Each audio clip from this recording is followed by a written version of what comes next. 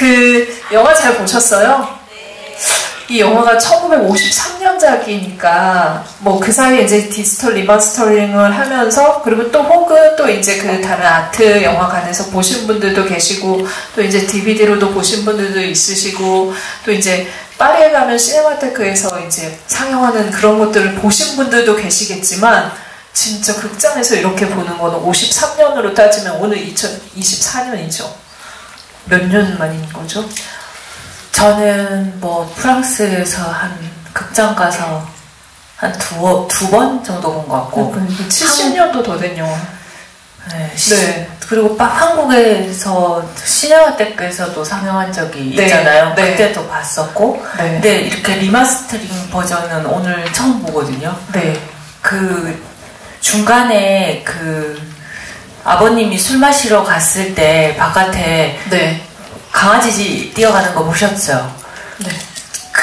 제가 그렇게 여러 번 봤는데 강아지 뛰어가는 장면이 있다는 거 오늘 처음 알았거든요. 그게 컴컴해서 그 전에는 제가 못 봤어요. 그거. 네.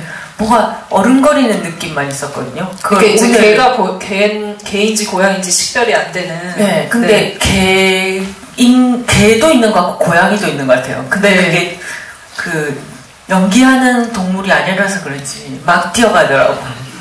네, 그거 오늘 처음 발견했습니다. 네, 이제 오즈 탄생 100주년, 이제 120주년 기념하면서 이제 오즈가 남긴 작품들이 복원이 되고 리마스터링이 되고 그러면서 이제 해외 영화제 마켓에서 많이 이제 판매가 되고 세일즈가 되면서 이제 우리가 그게 개인지 아닌지도 볼 수 있는 정도로 굉장히 좋은 또 화질과 어떤 이제 영상을 볼 수 있는 그런 시대가 열렸는데요. 남겨진 작품이, 그러니까 오즈가 평생 만든 작품은 이제 50편이 넘잖아요. 그런데 그 중에서 이제 볼 수 있는 작품은 30여 편 정도, 있습니다. 그리고 이제 동경이야기는 그 중에서도 오즈 영화의 정수라고 불려지는 작품이기도 하고, 아마 이제 다른 작품을 보고 동경이야기를 보신 분들도 계시겠지만 동경이야기를 보고 나서 다른 작품들을 보면은 많은 특징들이 오즈 영화의 동경이야기에서 그 전에 가지고 왔거나 아니면 이후의 영화들의 영향을 끼쳤구나 이런 것들을 좀 가늠하실 수 있을 것 같은 작품입니다. 그리고 이제 세계 100대 영화에 항상 꼽히는 작품이잖아요. 이제 누가 100대 영화는 주로 좀 많이들 착각을 하시는데 마치 본 것 같은 좀 인상을 주는데 안 본 작품들이 많잖아요. 오즈 영화 중에서요? 그러니까 모든 저는 100대 영화 중에서 뭐가 100편에 들었는지 잘 모르는데. 그쵸. 그래서 사실은 이제 너무 많은 작품, 시민 케인 같은 작품만 해도 보셨다고 생각하는데 사실은 안 보신 분들도 많고. 마치 문학작품. 그쵸. 네. 동경이야기도 그 중에 한 편인 것 같다라는 생각이 들어요. 전쟁과 평화를 알지만 전쟁과 평화를 실제로 읽은 사람은 별로 없는 톨스토이의 그런 거겠네요. 네, 그래서 이렇게 재개봉으로 다시 좀 만나면서 이번 기회에 확실하게 이 영화를 보고 이 영화의 본질과 실체를 알게 된 게 굉장히 좀 반가운 그런 일이다라는 생각이 들고요. 워낙 많은 분들이 오즈의 영화들은 찬사를 아끼지 않았었죠. 최근에 이제 퍼펙트 데이즈는 많이 보셨잖아요. 그 작품이 이제 오즈를 사랑에 맞지 않는, 그래서 오즈의 흔적을 쫓아가는 도쿄가라는 다큐멘터리를 만든 빈 벤더스 감독의 작품이기도 하거든요. 근데 퍼펙트 데이즈의 주인공 이름이 뭔지 아시죠? 네, 히라야마가 이 영화에 나오는 이 아버지의 이름이 또 히라야마이기도 할 정도로 오즈의 어떤 헌사를 바치는 것들을 빈 벤더스 감독이 곳곳에 숨겨놓기도 했습니다. 그래서 오늘 이제 아마 이제 오즈 동경이야기를 같이 보고 이야기를 나눌 사람으로서 게스트로서 빈 벤더스도 있겠지만 김초희 감독님이 오신 이유가 일단은 제일 궁금하실 것 같아요. 감독님께 좀 얘기를 듣는 게 좋을 것 같은데 하나 힌트를 드리자면 김초희 감독님께서는 찬실이는 복도 많지라는 장편 영화로 데뷔를 하기 전에 파리에서 오즈를 또 이렇게 논문을 쓰셨죠? 굉장히 어떻게 중요한 오즈의 얘기를 해주실 게스트라는 생각이 듭니다. 너무 오즈 야스지로 감독님한테 폐가 안 끼치는 범위 내에서 열심히 제가 그분을 사랑하는 만큼 진심을 담아 얘기해 보고자 합니다. 영광입니다. 제가 원래 제 GV가 아닌 다른 작품으로 온 거는 거의 처음이거든요. 이렇게 GV를 한 거. 제가 GV 진행은 해봤지만 제가 GV 이렇게 네네. 그건 진짜 그만큼 우리 오즈 야스지로 감독님 제가 깊이 사랑하기 때문입니다. 제가 참고로 저희 할아버지 묘소에는 한 번도 간 적이 없어요. 웃지 말게요. 경남 통영에 있는 걸로 알고 있는데 알고는 있으나 한 번도 간 적이 없습니다. 그러나 오즈 야스지로 감독님 묘소에는 7번 갔습니다. 저희 할아버지가 굉장히 이 얘기를 들으면 괘씸하다고 무덤에서 통곡하고 계시겠네요. 근데 저는 저희 할아버지를 한 번도 뵌 적이 없거든요. 제가 태어났을 때는 이미 돌아가셨어요. 그래서 역시 마음에 너무 거리가 있다 보니 안 갔죠. 가족사부터 여기에 나오는 둘째 딸 같은 사람입니다. 둘째 딸 같은 손녀입니다. 그 7번이나 가셨던 이유가 아마 있으실 것 같다는 생각이 들고 위치가 도대체 어디인가요? 우선 그 도쿄에 가게 되면 가마쿠라라는 곳을 아마 많이들 아시고 계신데 슬램덩크의 고장 그리고 바닷마을 다이어리 배경이 되는 그 도시 조그만 그러니까 우리나라 치면 약간 경기도 같은 건데 그 가마쿠라 옆에 기타카마쿠라라는 곳이 있습니다. 그 바로 역 이름도 기타카마쿠라인데요. 거기에 딱 기차역에 내리면 엔카구지라는 절이 있거든요. 근데 그 절 안에 오즈 야스지로 감독님의 묘소가 있습니다. 그리고 거기에는 어머님도 함께 묻혀 있고요. 오즈 야스지로 감독님은 평생 결혼을 하시지 않았고 어머니 모시고 살다가 딱 60년 살고 자기가 태어난 날 돌아가셨어요. 12월 12일. 1903년에 태어났고 같은 날 1963년 같은 날. 제가 그곳에 가는 걸 참 좋아하는데요. 이유는 그냥 정말 길을 받고 오는 것 같습니다. 제가 갈 때마다 감독님 묘소에 물청소까지 싹 다 해놓고 오거든요. 그냥 가지 않습니다. 그 묘소에 가서 물청소도 싹 해놓고 항상 한국 술을 한 잔 올리고 그리고 소주요? 팩 소주 사갈 때도 있고요. 한국 술 그냥 안동소주 이런 거 사갈 때도 있고 그리고 한국어로 편지도 써서 놓고 옵니다. 꽃도 사놓고 오고. 무슨 내용을 쓰셨는지 조금 알려주시면 주로 좋겠어요. 영화 들어가게 해달라고 하는 내용이죠.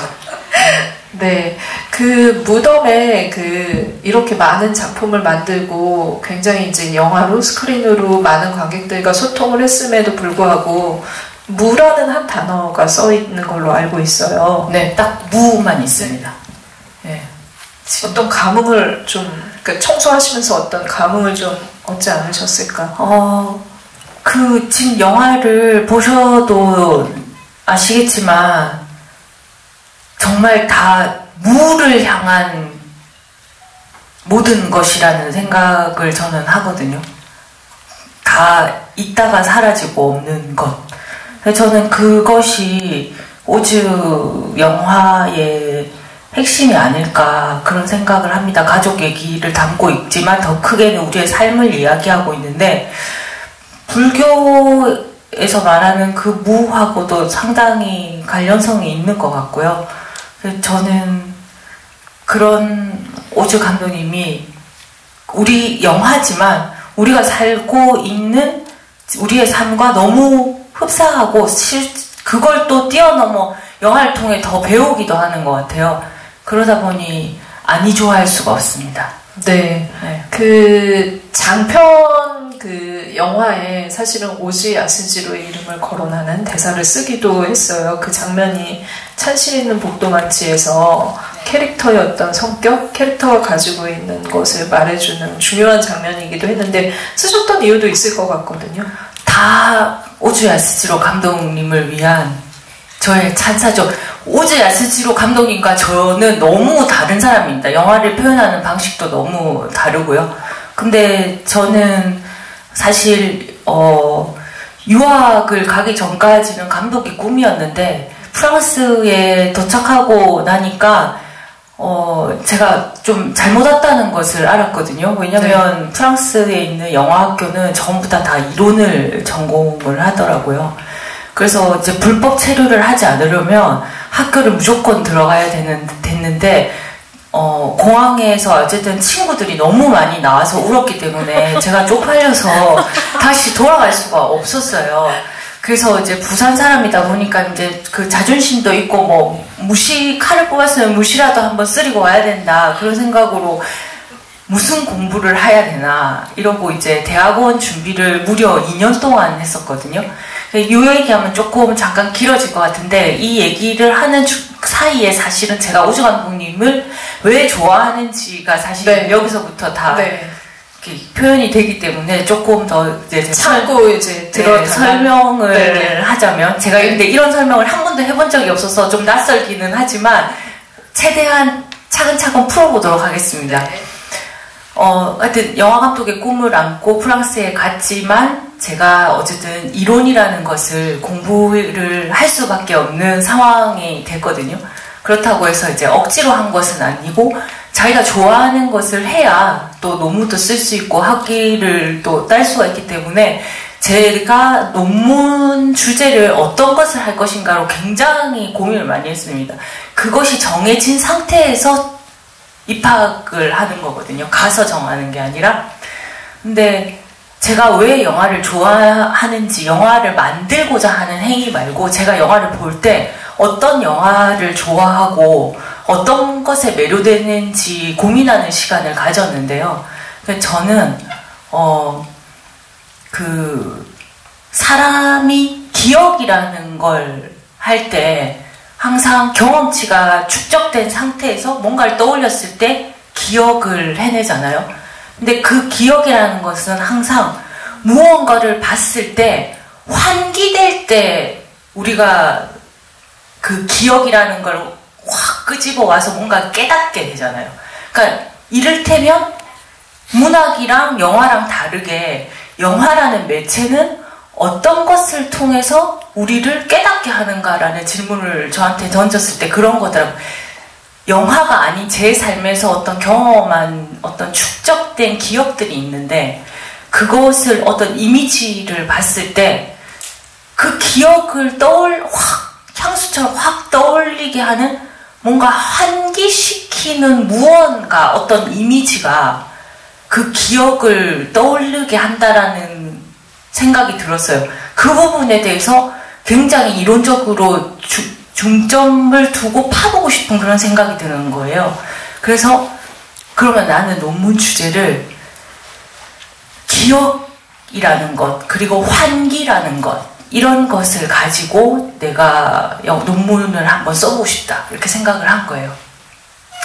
그래서 어떤 영화를 할 것인가를 찾아보다가 잘 모르실 거예요. 조르즈 베렉이라는 프랑스 소설가가 있는데요. 한국에서는 인생사용법이라는 소설을 쓴 소설가가 있거든요. 그러니까 번역되어 있습니다. 그분이 앨리스 섬의 이야기라는 다큐멘터리를 찍은 적이 있어요. 그러니까 소설가로 유명하지만 사실은 감독으로 몇 작품을 찍은 게 있거든요. 그 다큐멘터리가 어떤 거냐면 미국의 옛날에 이제 미국의 그 앨리스 섬에 거기가 이제 이민자들을 도장을 찍어주는 그런 이민 사무소인가? 그런 게 있었거든요. 그러니까 그게 자유의 여신상 바로 앞에 있는 앨리스 섬이라는 조그만 섬이에요. 근데 이제 그 유럽에서 굉장히 뭐 이렇게 2차 대전 패전하고 굉장히 힘들었던 사람들이 미국에 돈 벌러 물밀듯이 이렇게 힘들게 갈 때 그 앨리스 섬에서 굉장히 체류하면서 약간 비참한 생활을 하면서 그 미국에 들어가려고 애쓰는 그 굉장히 우울했던 역사가 있는데 거기가 이제 완전히 사람들이 다 빠져나가고 이민국도 문 닫고 그냥 공간만 남아있어요. 그 공간을 담은 다큐멘터리예요. 근데 지금은 그때 그 시간도 이미 지났고 그런 상태에서 그 이민국의 기억만 가지고 그 사람들의 기억만 가지고 그 장소에 가서 이렇게 오즈 야스지로 감독님처럼 이렇게 병을 하나 놓고 네. 뭐 책을 하나 놓고 사람들은 다 빠져나가고 없는 그 자리에 그냥 카메라만 픽스시키고 그 예전의 생존자들의 증언을 이렇게 막 들려줘요. 네. 근데 그러기만 해도 그때의 과거들이 다 환기되는 식의 효과를 가져오는 그런 다큐멘터리가 있거든요. 그 다큐멘터리를 제 영화의 주제로 삼으려고 제가 마음을 먹었어요. 그러면서 본격적으로 파고 들어갔는데, 그러니까 그 논문이라는 건 항상 어떤 가설을 세우면 그 가설을 증명할 만한 근거들을 가져오잖아요. 그때 제가 이제 알게 된 게 앙리 베르그송이라는 철학자가 있는데 그 철학자의 물질과 기억, 동질성의 공간 이런 것들로 굉장히 유명한 분이 계셔요. 근데 그 개념을 제가 파기 시작한 겁니다. 근데 뭔가 제가 세운 가설이 여기에 부합하지 않는다는 걸 제가 파보고 조금밖에 안 봤습니다. 조금 파다 보니까 그게 아닌 것 같은 거예요. 개념도 너무 어렵고. 그래서 엎었습니다. 제가 사실은 그것을 주제로 파리 일대학이라는 데를 들어갔는데 너무 제가 세운 가설과 이게 너무 어렵다는 생각이 들어서 이제 엎고 제가 세운 가설에 가장 부합하는 사람을 찾으러 다닌 겁니다. 근데 제가 원래 오즈 야스지로 감독님을 좋아했는데 오즈 야스지로 감독님이 그런 분이라는 걸 까먹을 수밖에 없는 게 조르주 베렉이라는 사람 프랑스 사람이거든요. 근데 제가 한국 사람이 프랑스 가서 논문을 쓰면 어떤 것에 비유할 수 있냐면 프랑스 요리를 배우러 프랑스에 가는 겁니다. 그래서 프랑스 요리를 배우는 거거든요. 프랑스 요리사한테. 근데 제가 오즈 야스지로 감독님을 전공했겠다는 말은 프랑스에 가서 프랑스 사람한테 일식을 배우겠다는 겁니다. 네. 그랑 같기 때문에 제가 그분을 논문 주제에 맞는 감독님으로 선정하기가 어려웠던 문제가 있었어요. 그리고 학교에서도 일본어를 못하는 네가 네. 여기서 2번 번역된 책을 들고 네. 이거는 너무 어렵다라고 이제 그 지도 교수들이 처음에 안 받아줬어요, 저를. 그래서 이제 좀 그래서 제가 2년 과정인데 3년 만에 졸업한 이유가 그런 이유였었거든요. 그래서 이제 그 지도 교수님을 굉장히 많이 오랫동안 제가 1년 내내 쪼르면서 설득을 했어요. 내가 세운 가설에 가장 부합하는 사람은 이 사람인데 내가 지금 당신한테 일식을 배워도 괜찮다. 나는 괜찮다. 당신이 가르쳐만 줄 수 있다면 나는 쓸 수 있다. 해서 이제 결국은 교수님 어떤 한 분은 안 받아줬고 또 다시 찾아간 교수님이 받아줘서 이제 그분하고 같이 오즈 야스지로 감독님에 대해서 본격적으로 공부하게 됩니다.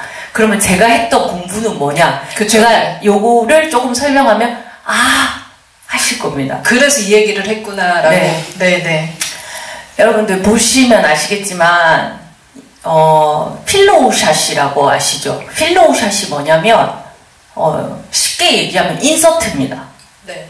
그 시퀀스가 넘어갈 때 시퀀스와 시퀀스 사이를 환기시키기 위해서 그 두 시퀀스 사이에 다 그런 건 아니지만 대부분 별로 이렇게 상관이 없는 어떤 컷을 그 사이에 집어넣는 기능을 하는 게 필로우 샷이라고 보통 하거든요.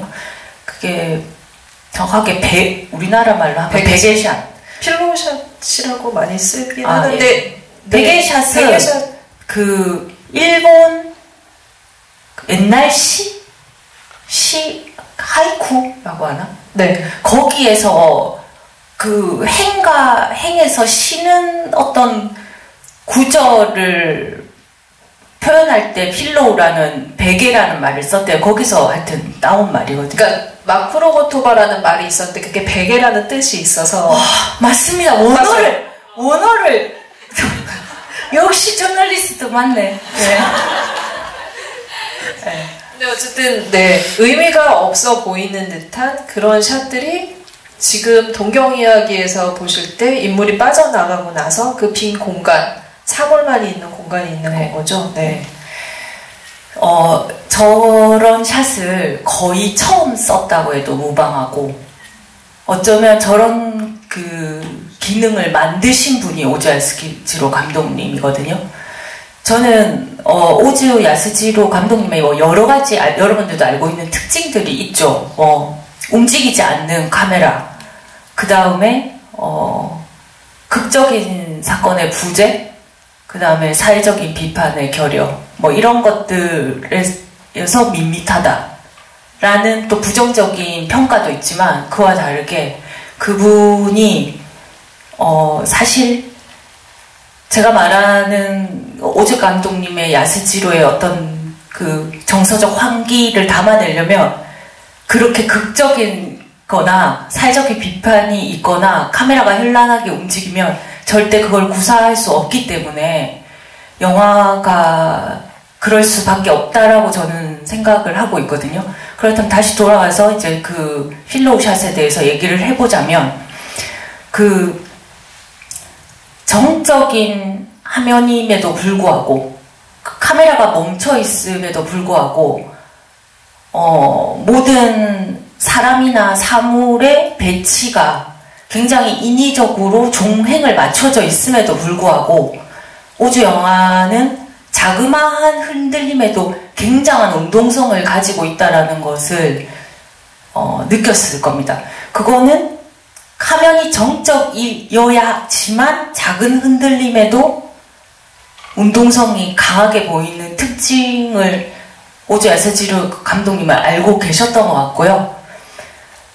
그런데 그렇게 해서 흘러가는 이야기가 어떤 시점에 도달하면 감정적으로 서정적인 것들이 축적이 되는 겁니다. 그 시퀀스 안에서. 그랬을 때 필로우 샷이 들어오면 그 다음 시퀀스로 넘어갈 때 그 감정이 환기가 되는 겁니다.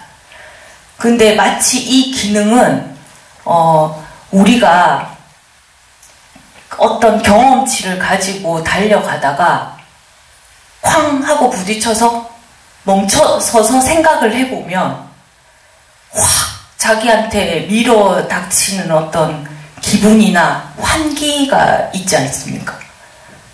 그때만 사람이 깨달을 수 있거든요. 문득문득 깨달은 건 그렇게 큰 깨달음이 아닙니다. 네. 여행을 왜 갑니까? 멈춰서서 생각하려고 가는 거 아닙니까? 실직을 왜 합니까?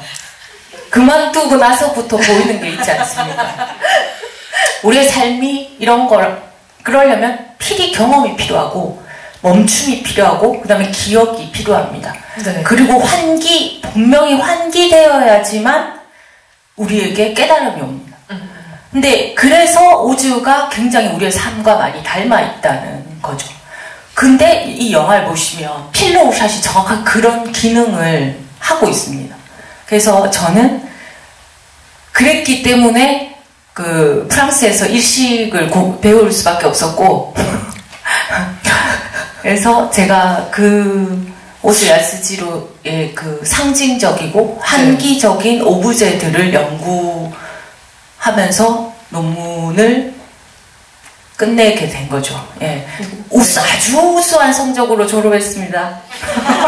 의외로 굉장히 성적이 좋았던 걸로 저도 알고 놀랐던 기억이 있는데 지금까지 김초희 감독의 그 유학사를 들으면 이 오즈 영화와 어떤 접점이 있는지 아마 이제 아셨고 오즈 영화의 핵심적인 부분 그리고 동경 이야기의 핵심적인 부분을 파악을 하실 수 있는 단초가 있었을 거라는 생각이 듭니다. 왜냐면 사실 이제 이 영화도 마찬가지고 오즈 영화 안에서 이제 그러니까 비판의 지점이라고 하시는 분들도 있고 특징이라고 하는 분들도 이제 그 평론가도 있지만 큰 사건이 없다라는 거 그리고 그것들이 이제 그 어떤 장르적인 어떤 굉장한 변곡점을 가지는 작품이 아니라 홈드라마라는 어떤 이제 그 장르 안에서 펼쳐진다라는 건데요. 동경 이야기도 정확하게 그 지점에 속하는 거죠. 그러니까 어머니의 죽음이라는 게 있지만 그 죽음이 대단하게 드라마틱하게 그려지지 않아요. 심지어 죽음을 뭐 하는 장면을 막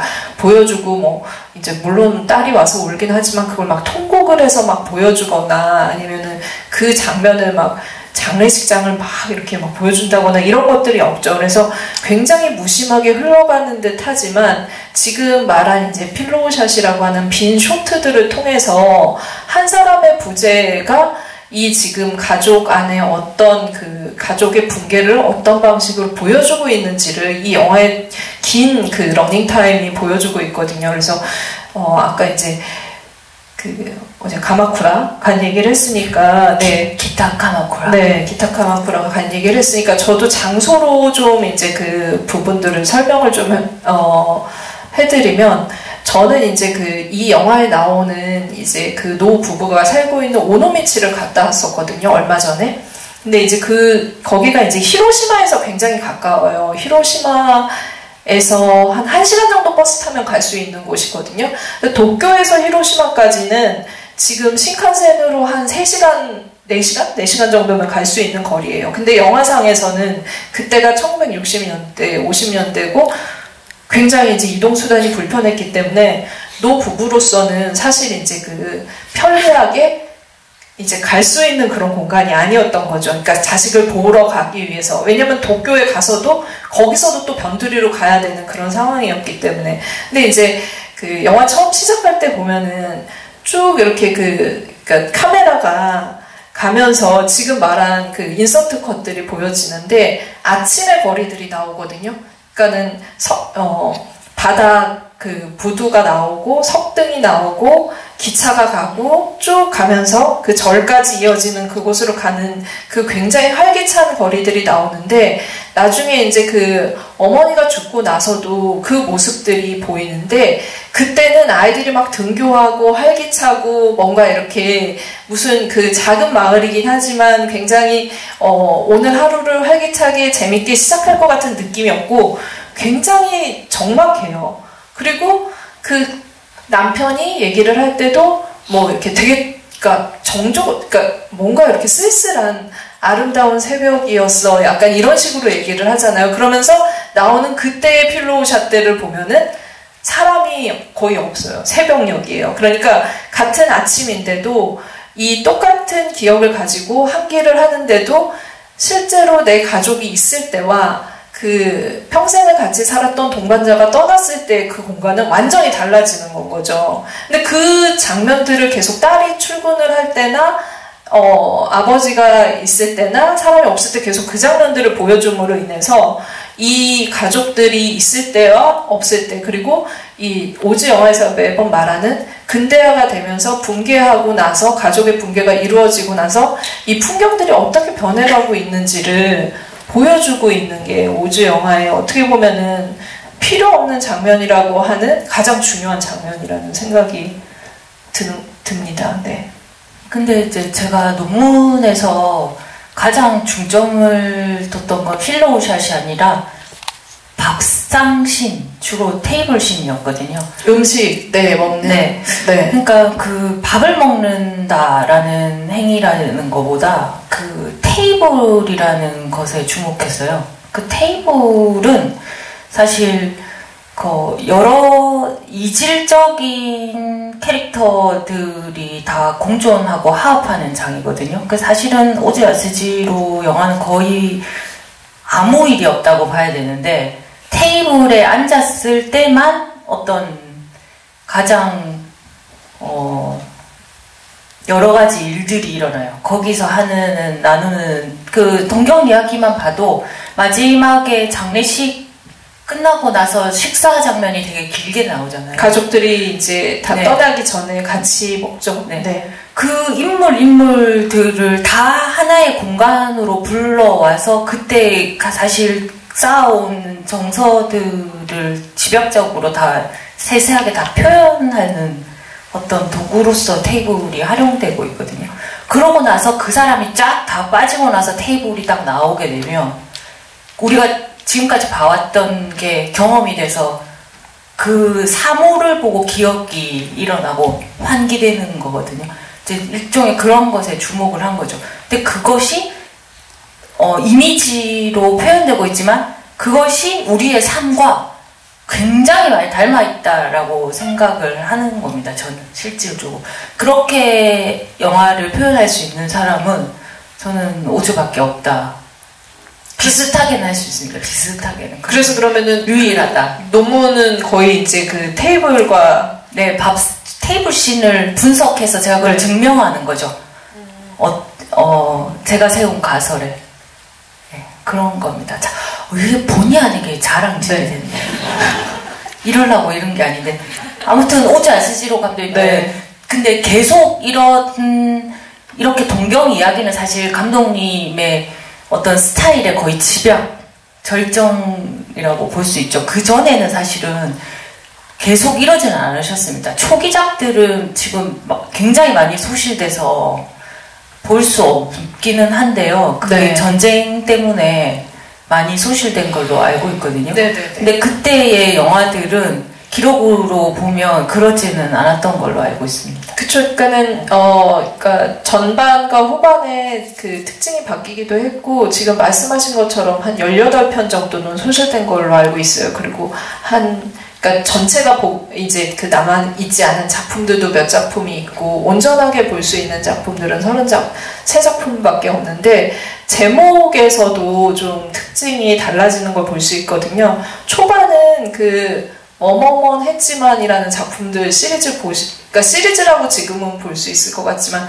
태어나긴 했지만 낙제는 했지만 그런 작품들이었잖아요. 그래서 굉장히 유머러스해요. 뭐뭐 했지만 태어나긴 했지만 굉장히 비애를 겪고 있는 아이들의 시선으로 본 어떤 그 가족의 모습이라든가 이런 것들을 보여줬다면 이제 그 전쟁에 참전을 했다가 돌아와서 만든 오차즈케의 맛, 그러니까 동경이야기 바로 직전의 작품부터 시작을 해서 이후의 작품들은 주로 이렇게 붕괴되는 가족, 근대화로 인해서 붕괴되는 가족 안에서의 세대의 차이 같은 것들, 그리고 이제 아이의 결혼, 그러니까 이렇게 자식의 결혼을 바라보는 부모의 어떤 심경 같은 것들, 그 부모와 자식의 갈등 같은 것들을 주로 다룬 작품들이 주를 이루게 했죠. 네.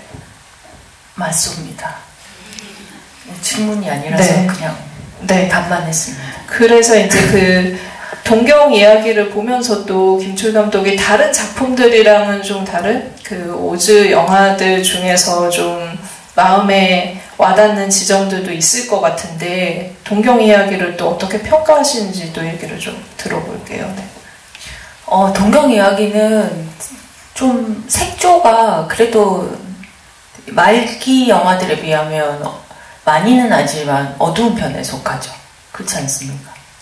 톤이? 네. 네네네. 저는 사실 어떤 오즈 야스지로의 정수는 분명하나, 제가 가장 사랑하는 영화는 거의 다 상하지만 안녕하세요요? 네. 네. 저의 정서랑 제일 맞는 것 같습니다. 네. 좀 안녕하세요는 안 보신 분들도 있으실 테니까 설명을 좀 해주세요. 네. 귀엽습니다. 영화가 참 어쩜 그렇게 귀여울 수가 있는지 일단 사람 귀엽고 봐야 된다고 나는 생각을 해서 네. 끝인가요? 네. 안녕하세요를 좋아하는 이유는 귀엽기 때문에? 원래 있잖아요. 네. 누가 좋잖아요. 물론 굳이 표현할 수 있는데 왜 좋아하는지 일일이 꼽으면 좀 재미없지 않나요? 그래도 꼽아요.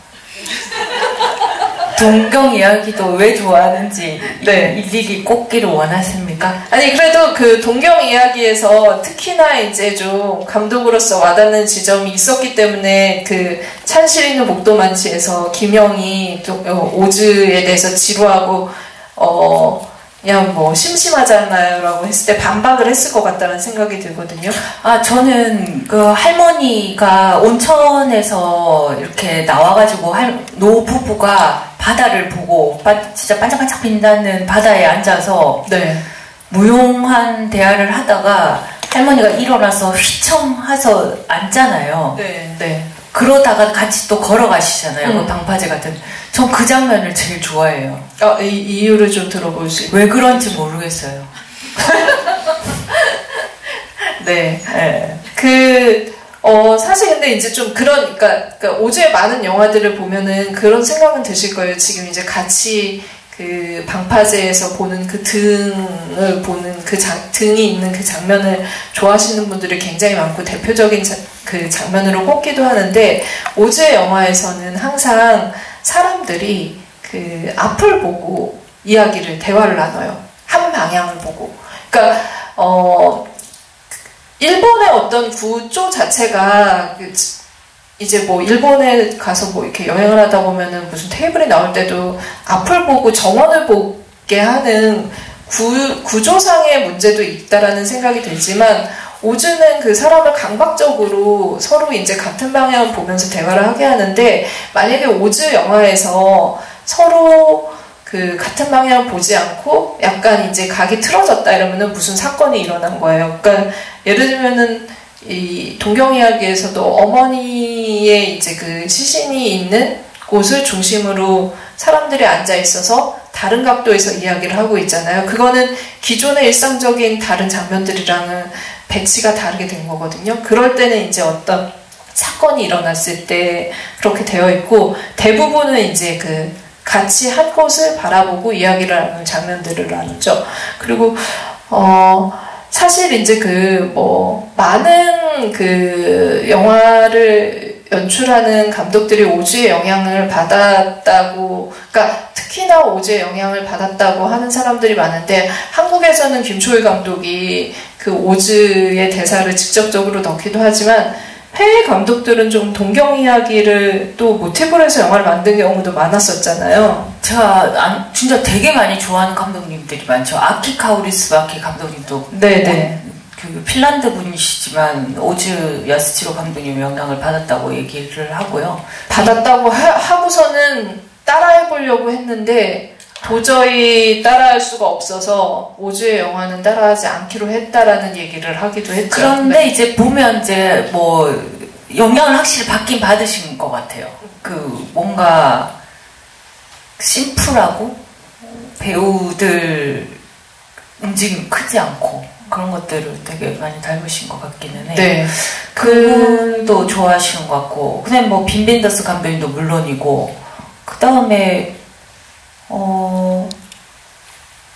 그분 누구더라? 프랑스에 뭐 여자 감독님 계신데 프랑스 여자 감독 한 줄 아닌데 자, 이제 나이 누굴 들면 기억하고 있는 걸까요? 나이 들면 누구지? 생각하세요. 네네. 그러니까 사실 클레어 드니가 감독님 맞으신가요? 네네. 아니, 그분도 좋아하시고요. 네.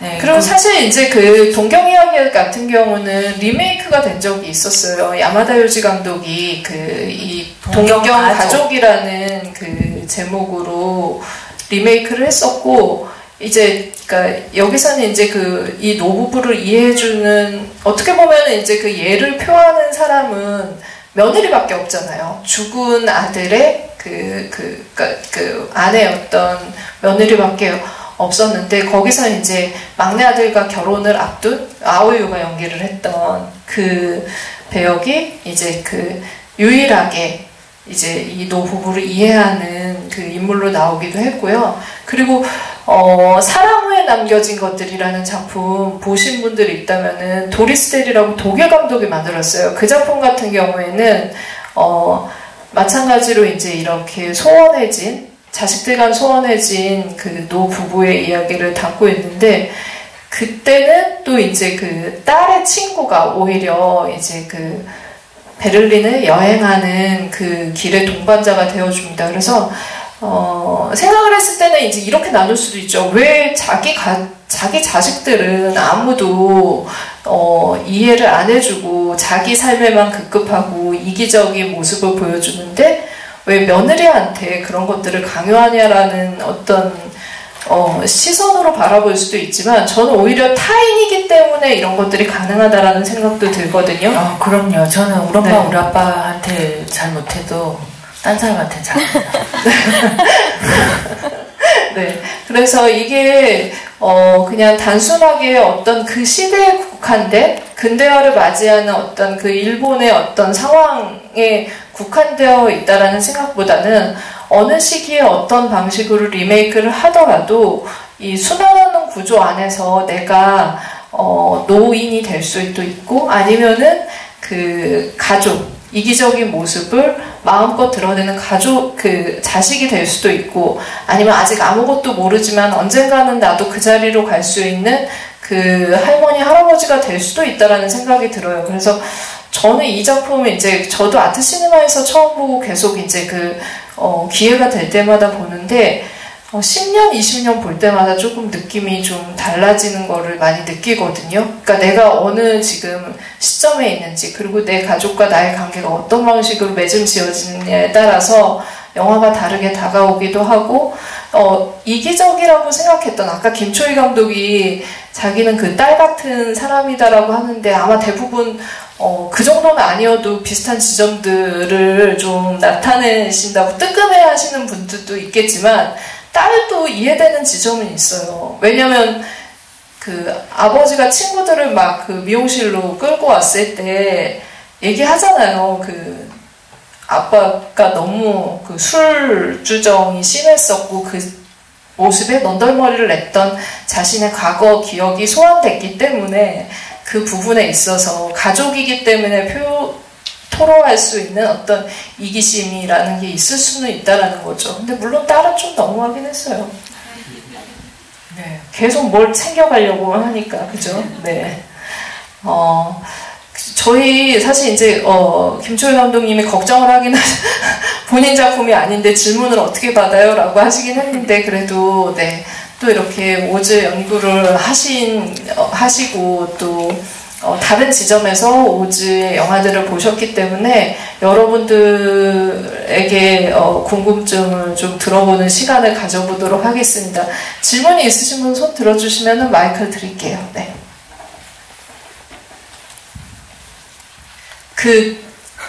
네, 질문 생각하시는 동안 류치수 이 아버지 역으로 나온 배우는 지금 이제 그 오즈야 스제로 감독이 1903년생이잖아요. 1904년생이었어요. 그러니까 한 살 차이고 그렇게 따지면 이 영화를 찍을 당시 나이가 40대 후반?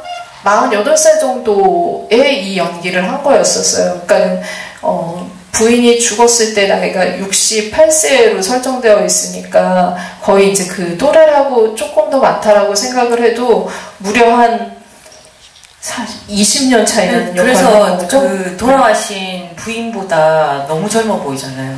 아 그래요? 그렇지 않아요? 할머니가 훨씬 더 나이 들어 보이는. 네. 너무 젊다. 처음 봤을 때도 그랬어요. 남편이 너무 젊다. 네. 거의 그 오즈 야스지로 감독의 페르소나라고 할 수 있을 정도로 모든 작품에 출연을 했고 비슷한 대사를 많이 하세요. 이 영화에서도 그 좀 해보세요. 일본어 조금 하시죠? 아니요, 저는 못합니다. 전혀 못합니다. 저 근데 우리 아빠 유치스 닮았어요. 네. 진짜로. 네. 그러니까 뭔가 그 큰 대사를 한다기보다 모든 것들을 좀 이해하고 감망하는 듯한 그런 대사를 많이 했는데 그 대사들과 별개로 동작이나 이런 것들은 굉장히 뭐 많지 않아 보이잖아요. 근데 사실은 좀 넌덜머리를 내기도 했다고 합니다. 오즈 야스지로 감독에게 선생님 하면서 굉장히 깍듯하게 대하긴 했지만 한 동작을 24번 정도 시킨 적도 있대요. 그러니까 오즈 야스지로는 완벽하게 요즘에 흑백요리사 안성재 셰프가 그렇게 통제를 한다던데, 제가 보기에는 만약에 영화 감독계의 안성재가 아닐 정도로 완벽한 통제하에 만들어진 장면들을 선호하는 감독이었어요. 그래서 그러니까 작품의 완성의 시점을 어디로 봤냐, 오지아스 지롤 감독은 시나리오를 쓰는 순간, 그러니까 시나리오가 완성되는 순간 모든 것이 거의 결정이 났다라고 생각을 했대요. 그러니까 배우들이 들어와서 어떤 방식으로 이 장면을 변화시키거나 같이 협조하는 그런 관계라기보다는 그런 상생이 아니라 완벽히 짜여진 시나리오 안에서 배우들은 자기의 어떤 그 통제된 세상 안에서 고개의 각도, 무릎 꿇고 앉는 것, 시선, 이런 모든 것들 하나하나가 다 짜여져 있었던 거죠. 그러니까 연기하는 사람 입장에서는 굉장히 재미를 느끼기 어려운. 그쵸. 네, 네. 예, 거의 도구화되고 있는 과정이니까요. 그런데 놀라운 건 유지수 배우가 나중에 자기가 오지아스 제로 감독의 영화를 하면서 나의 연기가 발전하고 성장할 수 있었다라는 얘기를 했다고 합니다. 그러니까 방식 자체는 우리가 생각하는 것과는 굉장히 다른 방식으로 오즈의 완벽하게 통제된 그 장면들을 여러분들이 보신 거고, 동경이야기는 거의 그 절정에 달하는 작품으로 그 형태로 만들어진 작품이에요. 네, 저는 그렇게 생각해요. 유치수 배우님이 다른 감독님하고 작업했으면 연기가 더 늘었을 거라고 생각해요. 왜냐면 오래 하면 누구든지 늘죠. 네. 네, 그렇다고 생각합니다. 그러니까 그렇다고 제가 오지아스지로 감독님을 싫어하는 건 아니고, 네. 냉정하게 얘기해서 그렇다는 거죠. 알겠습니다. 그렇죠. 동의하시죠? 네, 네, 동의합니다. 네. 여러 가지 방식으로 또 연기를 접할 수 있었을 거라는 생각이 들고요. 지금 질문하실 분들이 생긴 것 같은데 마이크를 드릴게요. 네.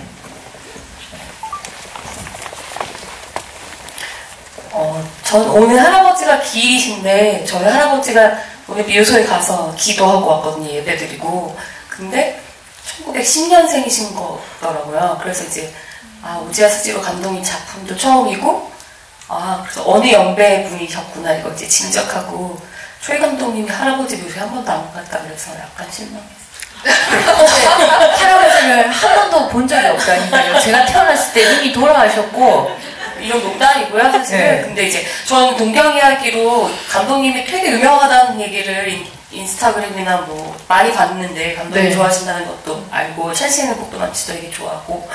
그러면 전 오늘 동경이야기를 처음 보기 시작했는데, 어떤 작품을 이렇게 큐레이션해서 영화를 저는 추천해 그냥 주시고요. 5편의 칼라 영화가 있는데요. 칼라 영화부터 보시면 괜찮을 것 그리고 같아요. 하나 더 질문할 거는, 그러면 감독님, 초이 감독님의 페르소나는 윤여정 선생님이시잖아요. 아니요.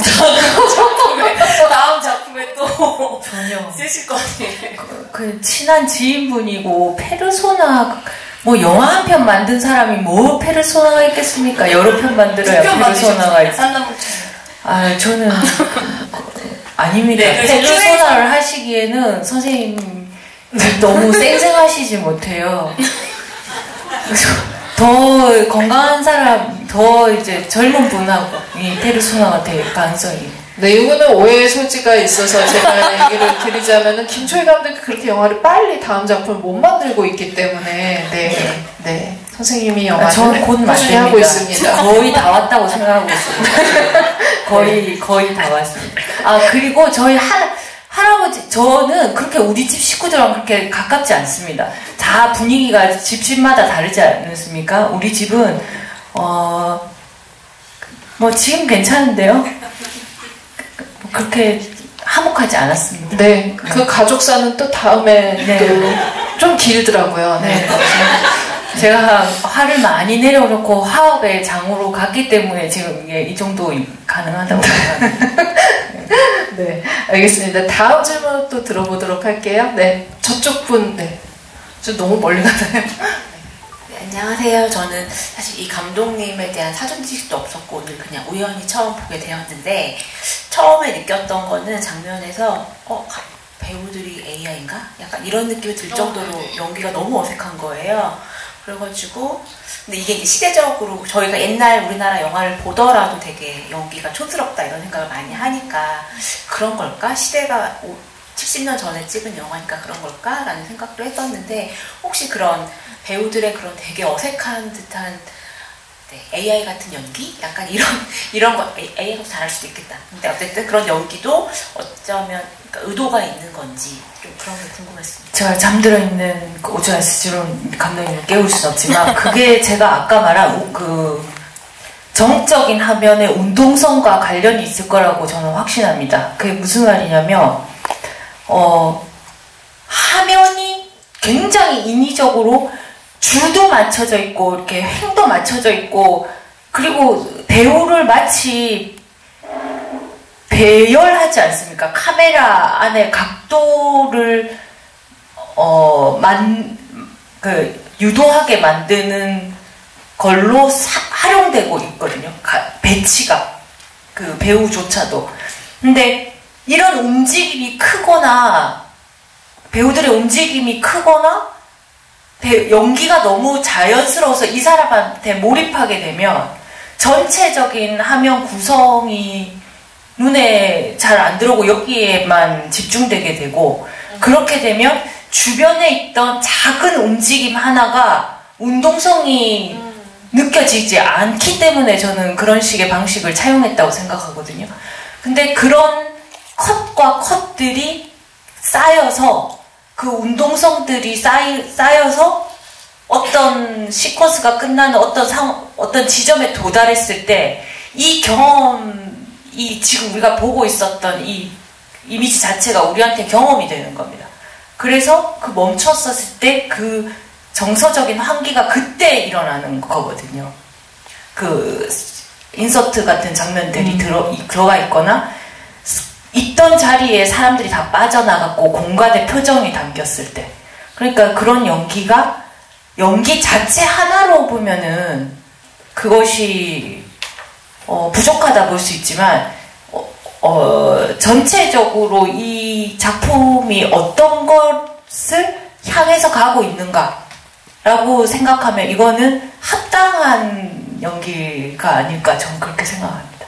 그러니까 그 오즈 영화는 플롯에도 중심이 없고 캐릭터에도 약간 중심이 없는 영화라고 볼 수 있거든요. 플롯도 뭔가를 하나를 향해서 나아가지 않는 방향성이고 캐릭터도 마찬가지고 그래서 굉장히 아까 말한 것처럼 통제된 방식의 연기를 요구를 했는데 여러분들이 이제 그 오즈의 그러니까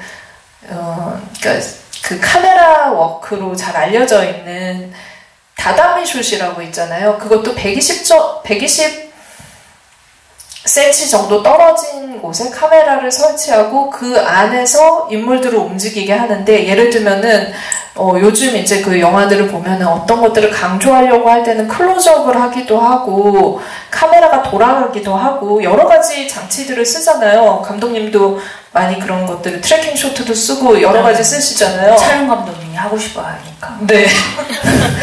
네, 감독과 상의하에. 그런데 오즈는 그 높이도 똑같고 그리고 이제 그 50mm 렌즈만 썼어요. 그러니까 강각 렌즈를 쓰지 않고 정확하게 사람이 보는 정도의 어떤 그것들을 구현할 수 있는 가장 내추럴한 샷 말고는 인위적인 것들을 쓰지 않으려는 게 강박적으로 그의 그 촬영에 담겨 있었거든요. 스타일로. 근데 그 안에서 배우들도 계속 좀 반복적인 대사를 하는 거죠. 아까 김초희 감독이 말한 그 안녕하세요라는 영화를 보면은 계속 사람들이 아침에 인사하는 것들이 장면에 계속 나열이 되거든요. 거기가 거의 강박의 절정입니다. 네네. 진짜 그 영화가. 일본의 이제 인사말들, 일본어 그 기초 많이 저도 배우면서 이제 그 인사말도 배우잖아요. 그 인사말들이 끊임없이 무한 반복해서 나와요. 그러니까, 근데 그 일상적인 그 대사, 비슷한 톤의 어떤 그런 어조 속에서 차이가 생기기도 하고 그 일상 안에 사람들이 자기 캐릭터를 드러낸다라고 생각을 하면서 대사를 쓰는 것 같다는 생각을 했어요. 그래서 류치수의 대사도 보면은 거의 없잖아요. 거의 뭐 이런 데서만 계속 하잖아요. 그러니까 다른 영화 찍어서 얼마나 연기가 늘었겠습니까? 근데 제가 진짜 틀린 소리는 안 합니다. 근데 아까 질문하신 그 AI적인 연기라고 하니까 또 요즘 말로는 또 그렇게 표현할 수도 있겠다라는 생각도 들기도 하네요. 네. 네, 또 질문을 또 받아볼까요? 네. 저기 모자 쓰신 분 먼저 드릴게요. 저는 한 1, 2년 전에 동경 이야기를 추천받아서 보려고 했으나 한 15분 만에 탈출하고 말았던 기억이 있었는데 사실 오늘은 남자친구랑 동경 이야기를 용인에서 4명이서 보려고 왔는데 마침 어제 대판 싸워서 저만 혼자 오게 됐는데 대판 싸우고 나니까 제가 엄청 이제 새벽까지 많은 눈물을 흘렸어요. 그래서 감정 자체가 이성적인 면은 좀 사라진 것 같고요. 감성이 되게 말랑말랑해지고 제가 지금 연약해 있는 상황이다라고 인식한 상태로 지금 영화관으로 왔는데 이런 상태로 오늘 동경 이야기를 보고 나니 놀라웠던 지점 중에 하나가 화면에 여백이 많고 대사가 부족한 듯 적고 하니까 아까 감독님께서 말씀하셨던 그런 쓸쓸하거나 뭔가 부재해 있거나 여백의 상황에 제가 놓여져 있는 것만 같은 환기가 확 일어나는 거예요. 그래서 제 약간 가슴이나 머릿속이 비워지는 듯한 느낌을 영화 내내 받았거든요. 싸우고 봐야 되는 영화. 그래서 네. 좋습니다. 멈춰 있을 때 지금 이 영화를 보신 거지 않습니까? 네. 같이 있으면 안 들어왔을 거예요. 네. 그런 겁니다. 우리의 삶과 얼마나 비슷합니까? 네, 그래서 좀 놀란 게 네, 그럼요. 제대로 보신 겁니다. 네. 그렇게 영화를 좀 보고 그쵸. 나서 3분의 2 정도가 지나고 나니까 네. 감독님 말씀대로 네. 남자친구란 존재가 사라지는 것 같아요. 같이 갑시다. 네. 제가 생각했던 감정을 굉장히 막 끌어올렸던 모든 잡다하고 네. 어렵다고 생각하는 그 번뇌들이 다 사라지면서 말씀하셨던 단어 중에 그 무라는 경험을 정말 신기하게 한 것 같아서 네. 제 나름대로는 굉장히 영광스러운 순간이었다고 좋아하실 겁니다. 감독님이 그 묘소에 사실은 못 들어가게 돼 있거든요. 일반인들이. 네네. 잘 들어가 보십시오. 감독님한테 한 가지 궁금한 점은 네. 대사가 비워지는 순간에 관객에게 그런 경험을 해주려고 하는 감독의 의도가 감독님들한테 있는 건지, 그러니까 실제 하는 경험이기 때문에 주시는 건지. 네. 오즈 야스지로 감독님은 이미 계신데 오즈 야스지로 같은 감독님처럼 찍는다고 찍혀지지도 않는 커니와 그런 감독이 있는데 그런 감독 또 하나 있는 게 무슨 의미가 있겠습니까? 다 달라야지. 근데 저는 사실 감독님 같이 자기의 어떤 영화적 실험을 끊임없이 해서 자기의 어떤 형식, 스타일은 너무 가벼운 말인 것 같고 그 매체에 대한 자기만의 형식과 탐구로 통해서 자기가 하고자 하는 얘기에 도달하는 사람이 되고 싶은 욕망은 있는데 이미 늦었던 것 같습니다. 왜냐? 그러려면 많이 찍어봐야 되는 거거든요. 많이 찍어보고 그 형식의 실패는 당연한 거고 그 실패와 반복을 통해서 그 형식에 도달하는 건데 그 오즈 야스지로 감독님은 전쟁도 나고 그 사이에 쇼치쿠에 소속된 감독으로서 계속 영화를 의무적으로 계속 찍어내야 되는 그런 환경 속에 있었기 때문에 저기에 도달을 할 수 있었다고 생각을 하거든요. 근데 저는 데뷔도 너무 늦었고 한국 영화 상황도 안 좋아서 형식적인 실험을 하려면 저 혼자 해야 되거든요. 제가 카메라를 들고. 근데 제가 펼치고 싶은 세계는 일단은 거기까지 도달을 못하고 죽을 것만 같은 어떤 불안감? 뭐 이런 게 있지만, 뭐 그렇다고 해서 그렇게 뭐 실망은 안 합니다. 하는 데까지는 해보는 건데, 이 영화감독으로서 자기의 어떤 실험을 하겠다 이런 건 사실 남의 자본으로 할 수가 없고, 일단은 여러분들이 제 영화를 좀 봐주셔야 그 다음에 조금 더 그 행보를 걸을 수 있기 때문에, 일단 제작사에서 원하는 대로 맞춰주는데도 정신이 없습니다. 그러니 뭐 지금 영화를 찍니 많이 할 정신도 없고, 일단은 들어가자. 영화가 제발 들어가라 영화야. 뭐 이러고 있기 때문에, 그리고 우아한 얘기를 할 수 없는 게 진짜 저도 그렇게 영화 찍고 싶습니다. 사실 얘기 듣다 보니까 갑자기 신세 한탄이 네, 죄송합니다. 소포머 징크스가 있는 감독이 그 두 번째 영화 만들기 어려움을 듣는 것 같은데, 오즈야 스즈로도 그렇게 많이 찍은 건 아니긴 하거든요. 왜냐면 그 당시에 지금 말한 것처럼, 이제 감독님 말씀하신 것처럼 쇼치쿠에 소속이 되어 있었고, 이제 부초를 빼고는 쇼치쿠에서 만들었는데, 한 그 50몇 편, 당시에 다른 감독들은 엄청 많이 찍었어요. 계속 진짜 찍어내듯이 찍었기 때문에 한 3배 정도 찍었거든요. 근데 오즈야 스즈로는 원래 좀 이제 그 어용 감독이 되고 싶어 하지 않는 그런 것들이 있었기 때문에 계속 좀 거부했던 것들도 있었고, 그래서 자기 스타일을 확립하고 나서부터는 좀 띄엄띄엄 만들었던 편에 속하는 감독이긴 했습니다. 근데 뭐 어쨌든 이제 그 한편 장편 만든 감독으로서는 또 이제 이런 비교를 할 수 있을 것 같다는 생각이 듭니다. 그 엑스포 끝내라고, 지금 빨리 끝내라고 저기 신호가 들어왔는데, 아까 손 드시는 분만 드려도 돼요? 하지 마요? 안 돼요? 절대 안 돼요? 네. 질문 여기까지 받아야 될 것 같아요. 네. 사실 이제 그 동명이야기 얘기하면서 뭐 더 많은 얘기들, 그리고 또 김초희 감독 영화 감독의 어떤 그 감독이 지금 어떤 생각을 하고 있는지까지 접목해서 얘기를 하다 보니까 더 많은 시간이 필요할 것 같은데, 다는 못 풀어놨다는 생각이 좀 들긴 하거든요. 그래도 오늘 이렇게 그 오즈 야스지로 감독에 대해서 이 자리에서 감독님을 좋아하는 감독으로서 얘기를 나누셨는데, 어떤 소회인지 마지막으로 좀 감독님께 인사를 드려야 될 것 같네요. 저는 이 자리에도 오즈 야스지로 감독님이 오셨을 거라고 확신합니다.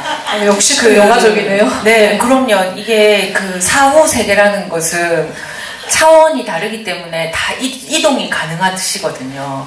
그래서 저기 와 있다고 생각을 하고, 감독님 저 영화 좀 찍게 해주이소. 제발 들어가게 해주이소. 네. 뭐 너무. 그러니까 다 왔습니다. 네, 다 왔어요. 이제 두 번째 작품이 거의 네, 진짜 이제 다 온 것 같아요. 네. 하나의 능선만 남아 있습니다 지금. 네. 어쨌든 그 오즈 야스지로 감독이 어느 가을날의 오후 찍고 나서 인터뷰하면서 그 본인이 요즘 두부가 유행이잖아요. 알죠? 흑백 요리사 때문에. 두부 가게에서 돈가스 요리를 만들라고 하는 건 무리다라는 말을 했거든요. 그러니까 자기는 두부 요리만 만드는 사람이라는 얘기를 했어요. 그러니까 지금 그 빈 벤더스, 오즈 야스지로를 너무 좋아하던 빈 벤더스도 오즈의 영화는 마치 그 영화를 다 보는 게 100분짜리 한 편 100을 보는 것 같다라는 얘기를 했을 정도로, 오즈 영화를 다 이어 붙여 놓으면은 뭔가 말이 되는 여러분만의 법칙을 발견하실 수 있을 정도로 그 비슷한 지점들을 그러니까 가져가실 수 있거든요. 그래서 동경이야기를 만약에 시작으로 오즈 영화에 들어오셨다면, 입문하셨다면, 나머지 다른 작품들도 보실 수 있는 작품들은 모두 찾아서 보시고, 또 김초희 감독이 지금 말씀하신 기억과 한기에 대한 것들, 빈 쇼트, 필로우 쇼트도 눈여겨보시면서 더 좋은 감상들을 하시면 좋을 것 같다라는 말씀을 드리면서, 동경의 항운도 좋아요. 그것도 보십시오. 리마스터링 된 거 보는 기회가 거의 없으니까. 네. 그리고 봤던 영화 또 보면 진짜 좋고, 이게 해로운 영화는 이런 거 보면서 해독을 시켜야 됩니다. 디톡스 한다는 생각으로 팍팍 보세요. 네, 알겠습니다, 여러분. 네, 디톡스 한다는 생각으로. 네, 진짜로. 네, 보시고, 동경의 항우는 마침 또 이렇게 재개봉을 같이 하고 있으니까 그 작품들도 같이 보시기를 바라면서 오늘 이렇게 토요일 오후를 저희와 같이 해주셔서 감사하다는 말씀 드리면서. 네, 디톡스부터 합니다. 네, 자리 마치도록 하겠습니다. 감사합니다.